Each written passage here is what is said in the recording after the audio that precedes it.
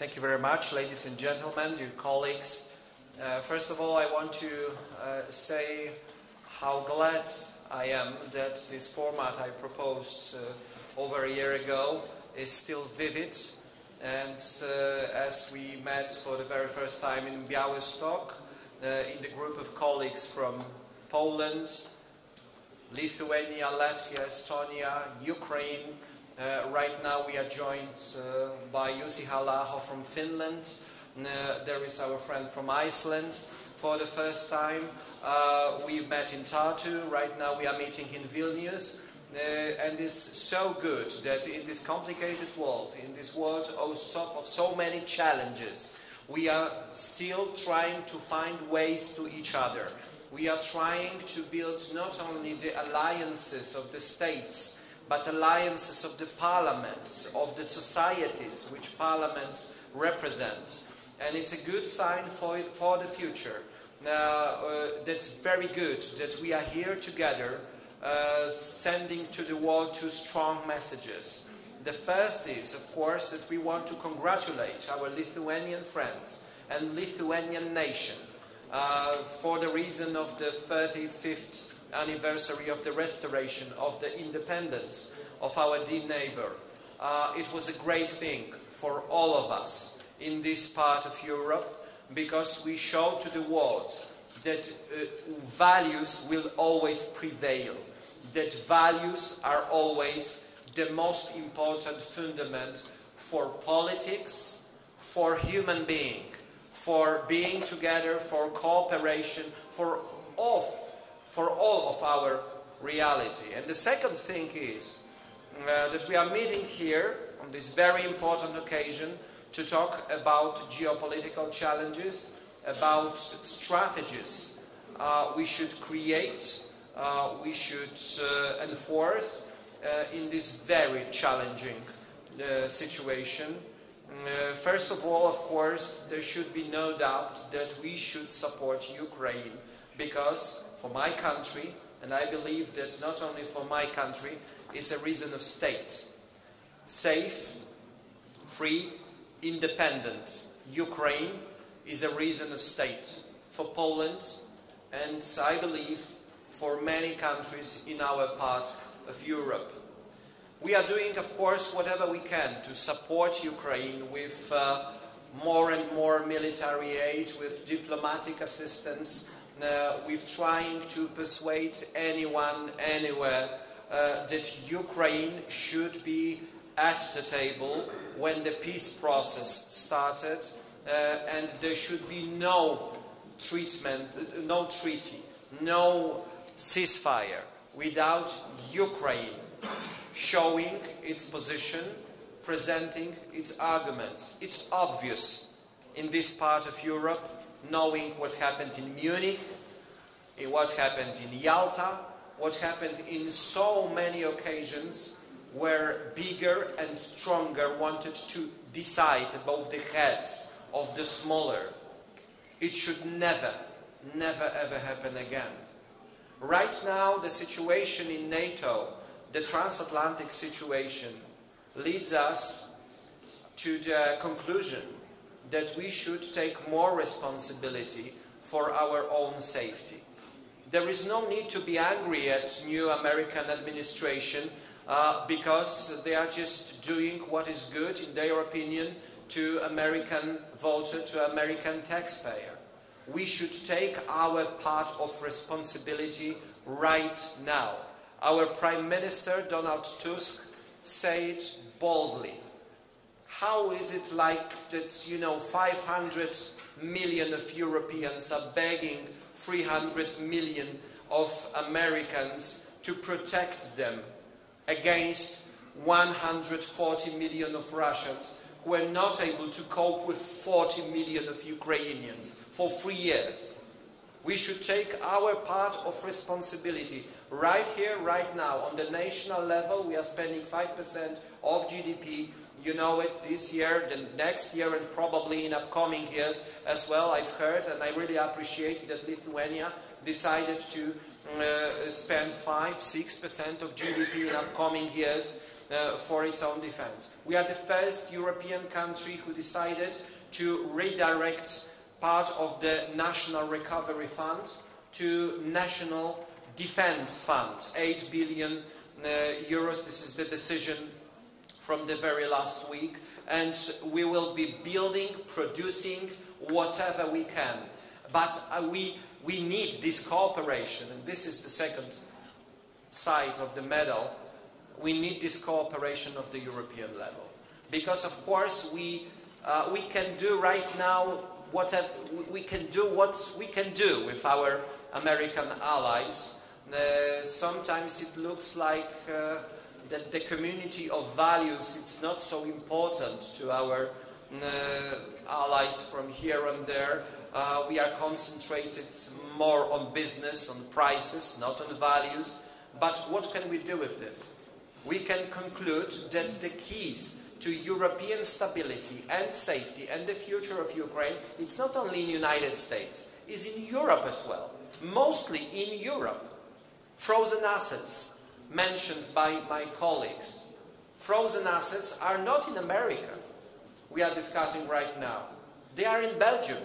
We need decision of our Belgian friends, of our French friends, of the new political power, new government of Germany. We should talk to them, and it's much closer and much easier for us all to talk to our German friends, to persuade our French friends, to discuss with our Belgian counterparts than to go to America. We should stop these pilgrimages to America. We should concentrate on pilgrimaging here in Europe, inside Europe, to solve the problems here that should be solved. Because Ukraine is not asking us for peacekeeping forces. They are asking us for money and for armaments. We should see it and we should do it. There is a time for new leadership in Europe. New leadership, responsible leadership for the common safety. That's why we will be supporting, as a presidency right now in the European Council, every form of strengthening our internal European NATO. We will be asking our friends from outside European Union, like Norway, like Turkey. This week our Prime Minister is going to Turkey to talk with President Erdogan and other officials. We want to create new architecture of safety, more Europe concentrated in this situation we are facing right now in the world. Let's have the best possible relations with the United States. But when the freedom of ourselves and Ukraine, our beloved neighbor, is at stake, we should think, in common, together, what can we do to show our people all along Europe that not Trump is the biggest enemy of Europe right now, not Zelensky, named by someone or some other people as a dictator. He's not a dictator, he's a hero. They are not enemies of Europe. There is only one enemy of Europe, and it's Putin. And we should do whatever is possible for the sake of the next generation to stop Putin where he is and to make him lose this war. I'm really grateful for my colleagues, for Saulius Fernelis, for all the colleagues from Baltic states, from Finland, from Iceland, especially my dear friend Ruslan Stefanchuk from Ukraine, not only for our common work in last months, in last year, but also for your friendship. Because I have this feeling that we can count on each other. And it's much more important than any treaty we can sign. Right now, it's a time for us in Europe to stay closer, to be together. And our values will prevail. You will see. I can bet on it. We will prevail with our values, on which European Union, European community, and the peace in Europe was founded. Thank you so much. Saulius gave me 15 minutes, and I think I'm pretty close to this limit. Panie Marszałku, prezydent zawetował ustawę incydentalną, którą sam Pan zaproponował. To skomentować można tylko w jeden sposób. Jednym z najważniejszych egzaminów, przed którym staje lider polityczny, jest zapewnienie bezpieczeństwa przekazania swojej władzy, swojego stanowiska następcy. Przykro mi stwierdzić, ale pan prezydent Duda nie zdał tego egzaminu, bardzo ważnego egzaminu.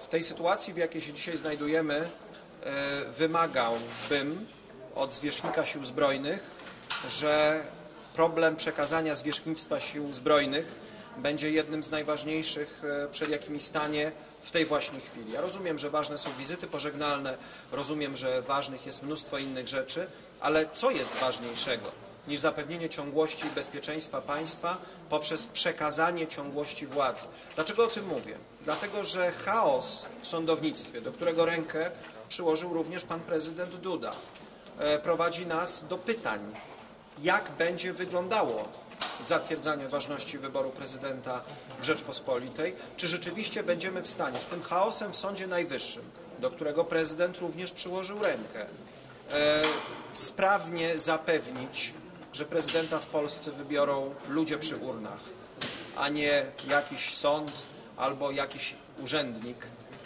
Zaproponowałem rozwiązanie, żeby zmitygować, zminimalizować to ryzyko. No cóż, jeżeli pan prezydent nie jest w stanie wziąć odpowiedzialności za bezpieczeństwo tego procesu w tym momencie, nie mogę tego cenić inaczej niż właśnie w ten sposób. Nie zdał jednego z najważniejszych egzaminów swojej prezydentury. Do tego trzeba dodać też oczywiście jeszcze cały ten kontekst związany z propozycjami, które przecież w tej ustawie się znalazły. W tej wyjściowej wersji, nie tej, którą zaproponowałem, tylko tej wyjściowej, o ważności wyboru prezydenta mieli orzekać sędziowie powołani przecież de facto przez świętej pamięci prezydenta Lecha Kaczyńskiego. Nie rozumiem, co nie podoba się dzisiaj panu prezydentowi Dudzie, który był prawnikiem pana prezydenta Lecha Kaczyńskiego, w sędziach, których powoływał świętej pamięci prezydent Lech Kaczyński. Dlaczego dzisiaj uważa, że ci sędziowie powołani przez świętej pamięci prezydenta Kaczyńskiego nie są godni albo wystarczający, żeby stwierdzić ważność wyboru jego następcy? Tylko tak można skomentować tę decyzję. Ja oczywiście będę robił wszystko, żeby ten proces wyborczy, wszystko co będzie w mojej mocy, żeby przebiegł bezpiecznie, żeby ludzie w Polsce mieli pewność, że to oni wybiorą następnego prezydenta. Będę też robił wszystko, tak jak z tą ustawą antypolexitową, która znajdzie swoje miejsce na najbliższych obradach Sejmu, żeby wszystkie potencjalne zagrożenia dla stabilności ustroju i ciągłości władzy i decyzji, które obywatele Polski podjęli, wyłapać i zabezpieczyć. Oczywiście nie mogę zrobić tego sam. Potrzebuję do tego większości, potrzebuję do tego ludzi, którzy podzielą moje obserwacje. Ale chciałbym mieć pewność, że głośno powiedziałem, że jest jakieś ryzyko, zaproponowałem receptę, no ale czy ta recepta zostanie wykupiona, a leki przyjęte, to już nie jest tylko i wyłącznie niestety moja odpowiedzialność. Bardzo dziękuję. Dziękuję Państwu. Jedno pytanie tylko Wilna.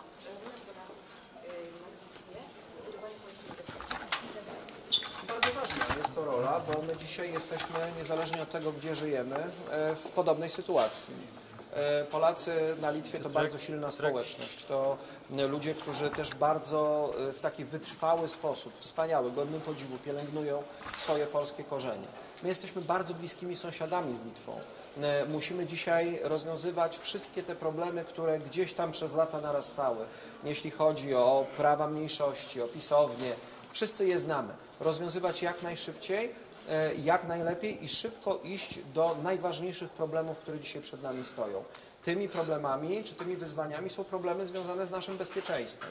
Dzisiaj to naprawdę nie jest czas, żebyśmy dyskutowali w oznakach diakrytycznych. Dzisiaj musimy rozmawiać o tym, czy prezydent Macron, proponując parasol jądrowy, który ma chronić naszą część Europy, składa sensowną propozycję, czy niesensowną propozycję. My uważamy w Polsce, że trzeba się nad tą propozycją poważnie zastanowić. To dzisiaj powinno być głównym tematem rozmów, jakie mamy, a wszystkie inne rzeczy, i to mówię od moich pierwszych też kontaktów z Litwą jako marszałek, powinny być szybko i w duchu wzajemnej przyjaźni załatwione. My po prostu dzisiaj potrzebujemy siebie nawzajem.